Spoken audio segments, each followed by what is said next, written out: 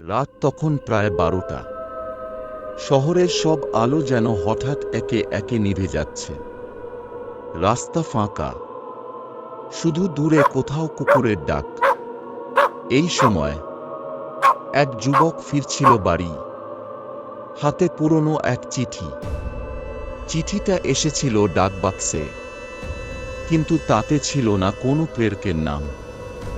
শুধু লেখা, আজ রাত পুরনো রেল স্টেশনে এসো, তোমার জন্য কেউ অপেক্ষা করছে।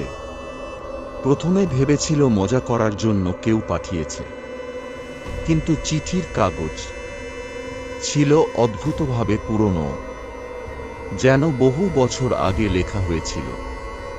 তবুও কৌতূহল তাকে ঠেলে নিয়ে গেল রেল স্টেশনের দিকে। স্টেশন তখন জনশূন্য, প্ল্যাটফর্মে ভাঙা বেঞ্চ, মরচে ধরা সাইনবোর্ড, আর হঠাৎ পুরনো ট্রেনের হুইসেল। কিন্তু সেই স্টেশনে তো বহু বছর ধরে ট্রেন আসে না। ধীরে ধীরে কুয়াশার ভেতর থেকে দেখা দিল এক কালো বগি। বগির দরজা ধীরে খুলে গেল।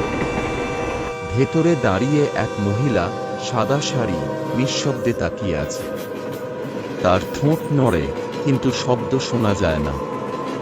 হাতের ইশারায় ডাকছে। যুবক এক পা এগিয়ে গেল, আর ঠিক তখনই ঘড়ির কাঁটা রাত একটা ছুঁতেই সব আলো নিভে গেল। হুইসেলের শব্দ থেমে গেল। ট্রেন, মহিলা সহ, অদৃশ্য হয়ে গেল। পরের দিন লোকেরা বলল, এই স্টেশনে 50 বছর আগে এক দুর্ঘটনা হয়েছিল। এক মহিলা ট্রেনের ভেতরে চিরতরে হারিয়ে গিয়েছিলেন। তারপর থেকে প্রতি বছর এই রাতেই তিনি ফিরে আসেন, কারো অপেক্ষায়।